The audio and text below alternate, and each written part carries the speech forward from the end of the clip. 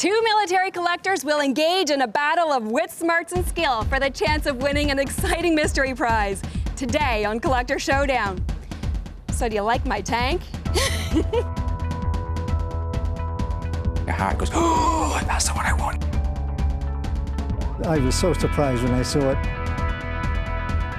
And I am ready for battle. Oh my God, everybody leave. I'm completely flummoxed. Where? This could be my finest hour. Let's go to it.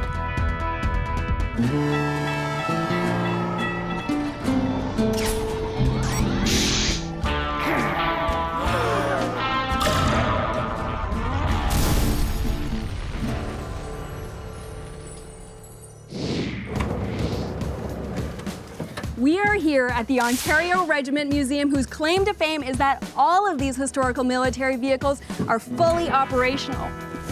And it's on these grounds where our collectors of military artifacts will do battle for our secret prize. Thank you, Frank. On Collector Showdown, there are two challenges. First, a test of knowledge. Second, a test of skill.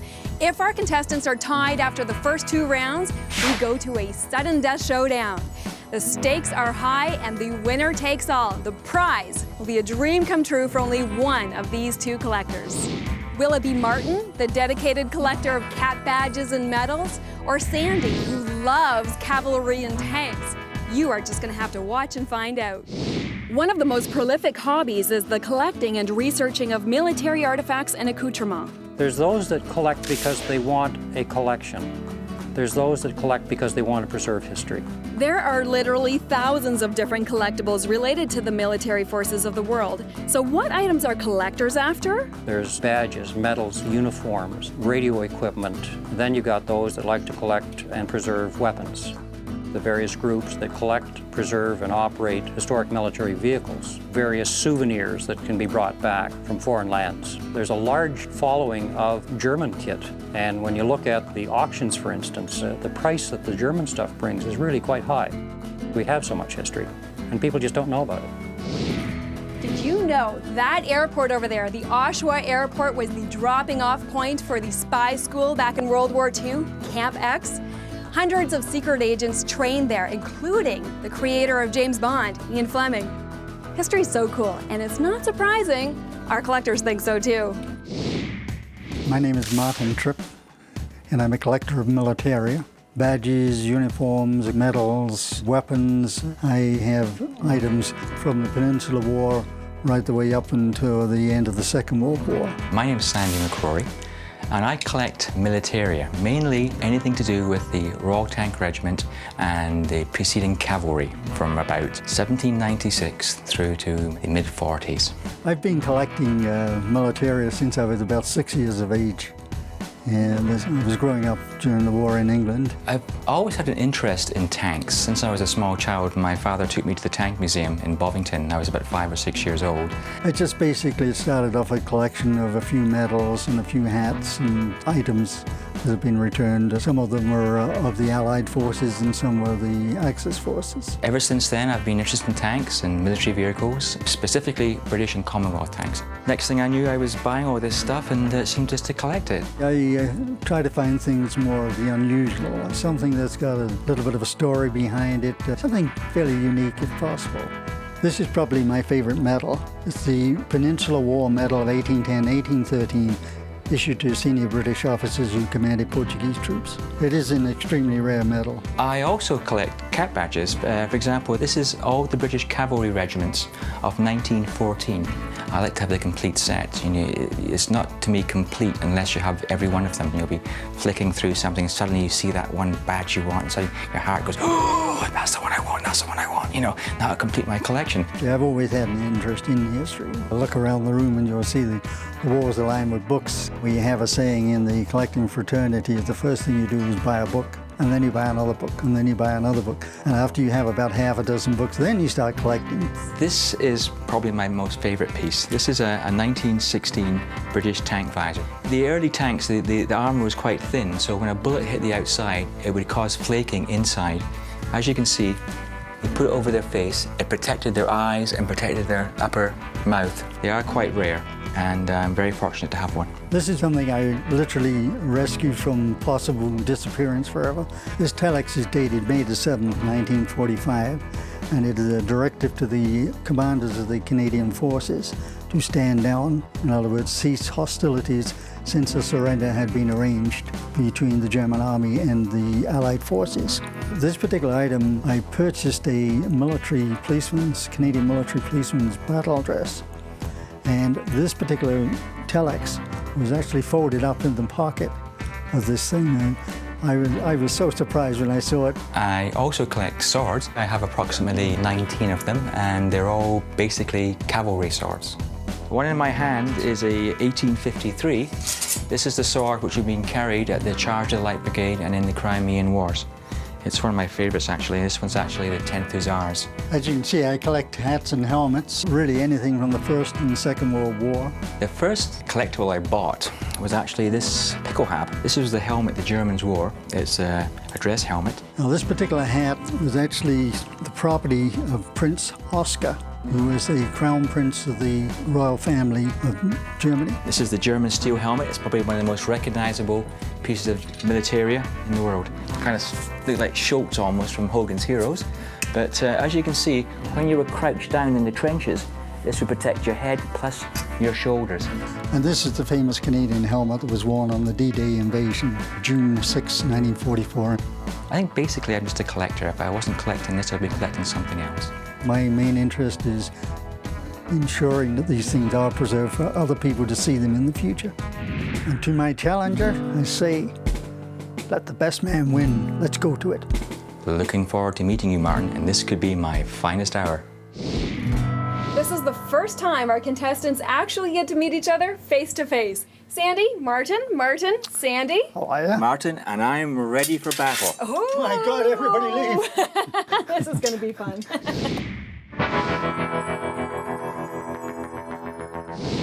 Round one is a test of knowledge. I will ask each contestant 9 questions relating to the world of militaria. Whoever gets the most right wins round one. What or who was one of the most important tanks from World War II, the M4 Sherman, named after? What or who? Martin, what is your answer? U.S. General in the Civil War, Do you have the name of the U.S. general? General Sherman. And Sandy, what is your answer? General Sherman.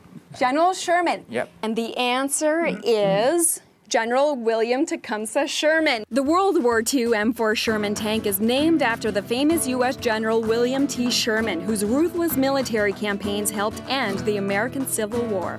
So you both got this one right. You're tied 1-1 on question number 1.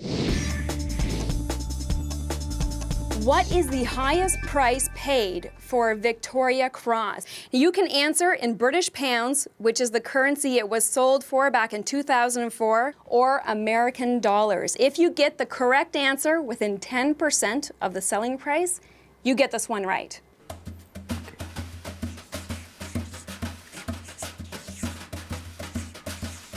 Martin, what is your answer? $225,000 U.S.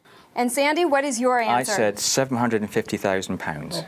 And the actual answer is 235,250 British pounds, which translates into $433,683 back in April 2004.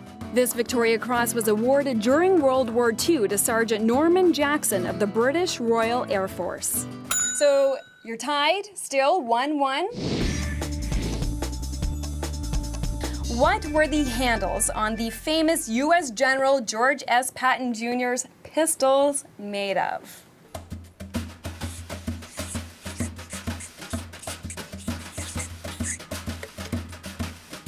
Martin, tell me your answer. Pearl handle pistols. Sandy? Pearl handle pistols. Well, I have to tell you, you both got this answer wrong. Oh. Wrong. The answer is ivory, but U.S. General George S. Patton did say that the only person who would carry a pearl-handled pistol is most likely a pimp in a New Orleans bordello. Oh, so dear. He wasn't that far off it himself. Gosh, you know, all right. Now, you're still tied, 1-1. We're moving on to question number 4. What were factory workers in World War I led to believe they were building when in fact they were building battle tanks?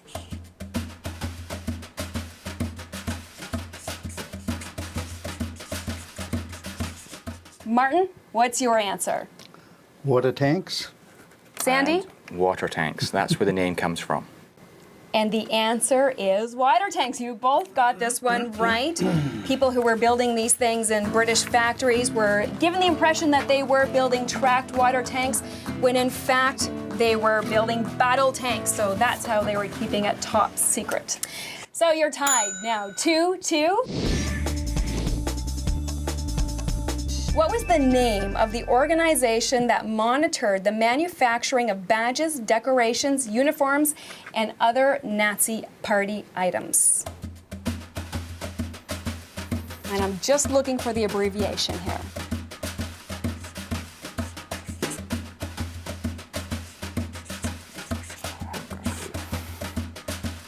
Martin, what is your answer? I think it's Gesh. Sandy, what do you say? I haven't got a clue, so I guessed the National Socialist Badge Makers. Not quite. That's a great guess, both of you, but you both got this one wrong. Oh, so we're still It was the RZM. They were the quality control office for the Nazi Party, and anyone making anything for the Nazi Party had to apply for a RZM number, which was then stamped onto all of the items. So you're still tied 2-2. Name the British Commandos fighting knife from World War II.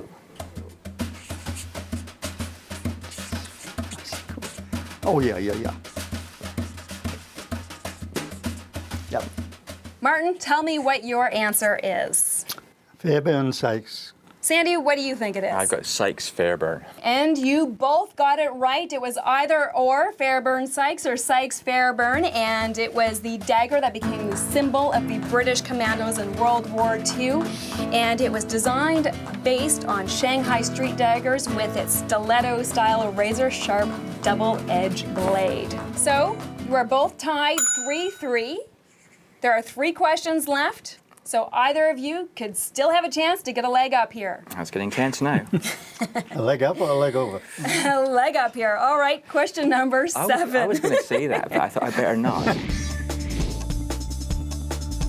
What nation handed out the most expensive military decoration?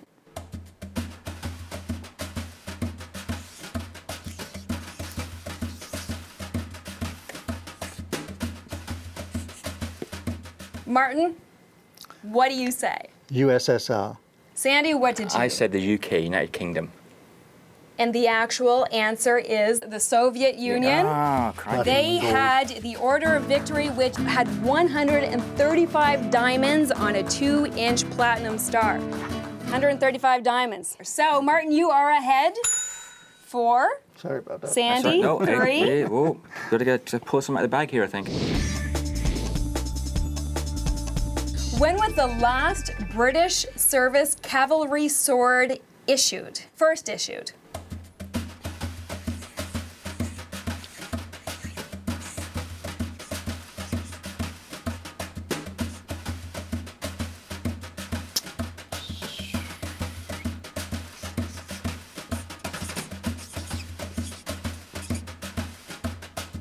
Okay, Martin, tell me what your answer is. I have the 1930s. 1930s. Sandy, I want to know what your answer is. The last patent was in 1908. 1908, and it was 1908. It was the Pattern Cavalry Trooper's Sword. It was the last service sword issued to the cavalry of the British Army. So, you have tied now, 4-4. And this is the last question. Either one of you, if you get this one right, you win round 1 of Collector Showdown. And if you both get it right, then we go on to round 2 and winner takes all. Which battle in World War I featured the first successful use of tanks ever? And the key word here is successful. Do you want the location? Well, if you say the name of the town, that is the name of the battle, so that would work. Martin, what is your answer? Cambrai. Sandy? November 1917, the Battle of Cambrai. And the actual answer here is the Battle of Cambrai. That was the first successful use of tanks. That's when they were able to break the German deadlock trench lines. There were a couple of other forays into the trenches with tanks before that, but neither were really deemed successful. You guys are both tied after round one. So do you know what that means? We get to stand in front of the cannon while they fire it. No. Oh. That means that in round two of Collector Showdown, and whoever wins gets to claim our fabulous mystery prize. Ah, crikey. Are you guys all set for round two? Certainly are. Well, let's get a move on. That's it. Round two of Collector Showdown next. After the test of knowledge in round one of Collector Showdown, military collectors Sandy and Martin are tied. That means whoever wins round two gets to claim our mystery prize. For this next competition, we are taking full advantage of this unique military museum. Well, here we are at the Ontario Regiment Museum. The whole flavor of the museum is the preservation and presentation of Canadian military history. Unlike what you see in most museums, our collection is actually operational. We have about 50 vehicles that we can pretty well just jump into and start up and drive. Everything from the Second World War right through until the Gulf War. There's museums with big collections, a lot bigger than ours, but if we've got it, we can drive it. So, you guys both tied after the first round, so this is round two. Whoever wins this round takes the game, wins Collector Showdown, and gets to claim our fabulous mystery prize. So a gentlemanly battle. Do you guys have anything you want to say to each other? Well, may the best man win. There we go. Excellent. Here's what's going to happen. I am sending you both on a mission. In my hand, I have two cards, one for each of you, and on each of those cards is a clue that will lead you to one of the many historic vehicles in this hangar. And once you find that vehicle, there will be another clue that will lead you to another vehicle, and so on. Whoever finishes first wins. I'm going to give you each your cards. Don't look at them until I say so, and then we will start the race. So hold those close to your chest. All right, gentlemen, are you ready? Oh, yeah, I'm ready. Are you set? Ready, ready, steady, go. Excellent. Go. For the first clue, Martin is looking for an armored scout vehicle that has 4 wheels and an all-welded steel body. It is named after a small weasel-like animal. Sandy is looking for a United Nations cargo vehicle whose passenger seat folds up, allowing the co-pilot to stand and operate a machine gun. Looking for a muffler screen. How about that? No, not the water bottle. I guess I'm in the wrong vehicle then. Well, this is the driver's seat, and I can't see anything underneath there.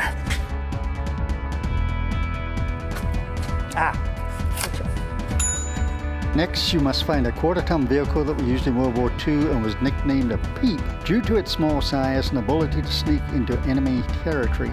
Look in the glove compartment. Let's see if there's any other United Nations vehicles. That's actually a Jeep. So,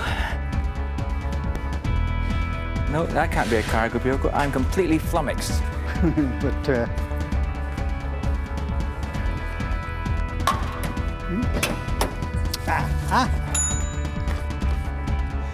third item you must find is a V12 aircraft engine that was originally built for use in an Avro Lancaster airplane, but was instead used in a tank for extra horsepower. Check the exhaust manifold. Engine. I saw an engine. It was over the back here somewhere. Oh, I see. Yes, indeed. There's juice and a half across here. And the driver's seat is over here. And I think we'll probably find something here. Under the driver's seat. Here we are. Okay, the next vehicle you must find is a lightly armored vehicle which was commonly nicknamed the Bren Gun Carrier. Check behind the fuel container.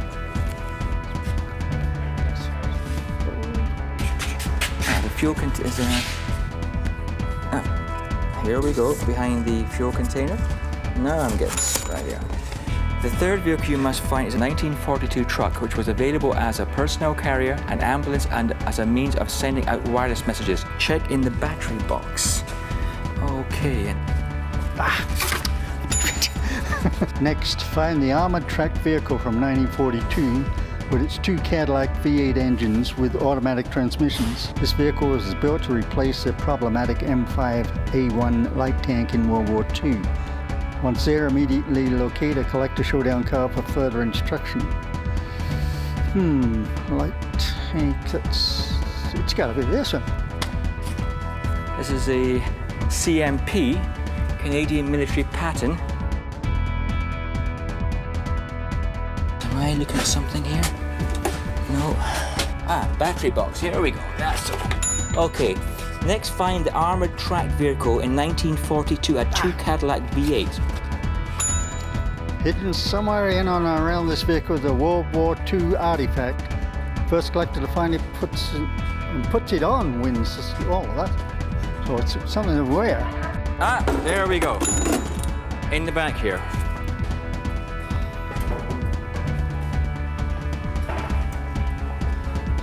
To wear. There's something in here. If I can get it. Hope somebody can pay the cleaning bill. Yikes. And he makes it in there. Way. Son of a gun. It's a helmet. I think you should put that on. Definitely. Congratulations, Martin. You won Collector Showdown and get to claim our fabulous mystery prize. I got a helmet. Excellent. Thank you. Sandy, Yeah. now you didn't win. How do you feel? Are you all right? I'm pretty heartbroken, but what can I do? Well, the better man won. That's all I can say, you know. Is there anything you would have done differently? Well, I did get confused on the Jeep. That's my main thing. I thought the Jeep was a 2.5 tonner, so it's my own fault. So you win some, you lose some, and well, you know, maybe next time. Maybe next time. Maybe You're next a great time. sport. Thank you. Thank you. For playing. So, Martin, do you want to know what you won, what your fabulous mystery prize is? Leave me to him. Well, here's a hint. You're well equipped. Come on. Okay. I'll take you to it. Martin, do you have any idea what you won? No, absolutely not at all. None at all? None whatsoever, no. Honestly. Lieutenant Frank Moore, come on in. He's going to tell Hey, you. Frank. Martin, well, congratulations. I understand you won something here that involves some of what we have around the museum today. What is it? How about a ride in one of the biggest, ugliest SUVs, our 1944 Sherman tank? Hey, sounds great. Okay. And by the way, you'll need my this. God. You mean I got to be the loader too? Oh, yes. Oh, jeez. That's the 76 millimeter cartridge for the main gun. Fire it. I don't know. Are we going to fire it? Not my job. I'm the driver. I'm the loader. Right on. Guess what? We don't have a gunner. You're it. Okay.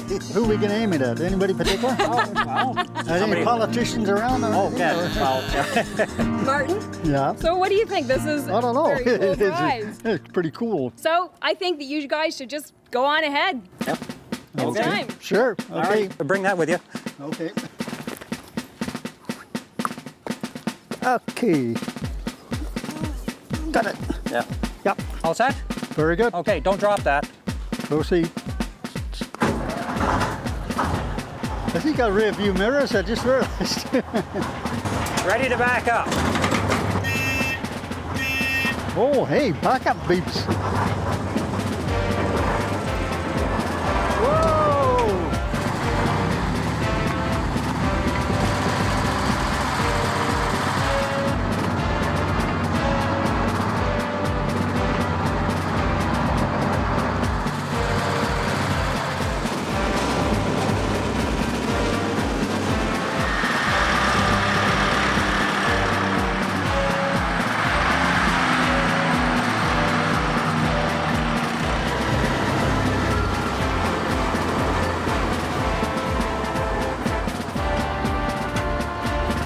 We gotta push it. Yeah. Now you're ready for your next job. Okay, gonna right.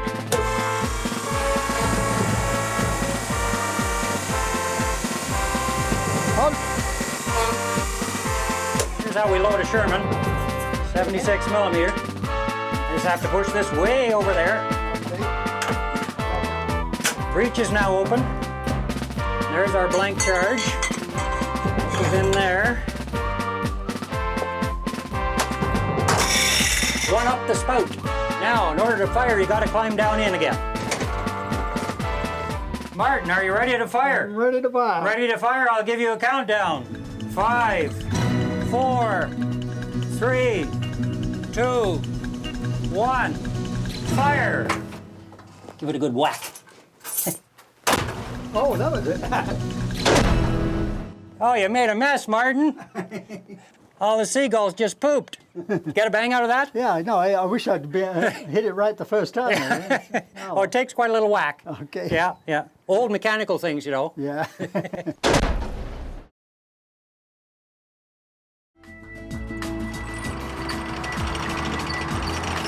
Martin, it was quite the authentic experience, wasn't it? Quite something. I've never done anything quite. I've been in a few tanks in the past, but never one that was moved, and I never got to move the turret myself either, you know, so. So what was it like to fire that thing? It was quite a bang inside there, and a lot of fumes and smoke and stuff like that. And no, not every day I get to ride around in a tank and operate the turret of it and be in it when it's actually fired off a blank round, admittedly, but fired off.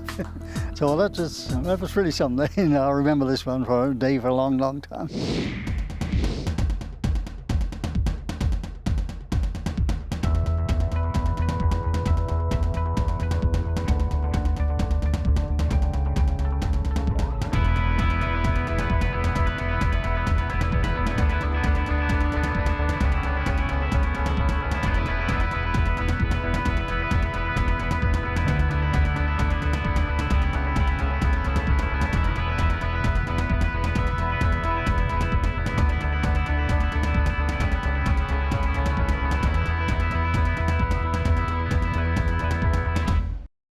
Click on screen for more videos of extraordinary humans.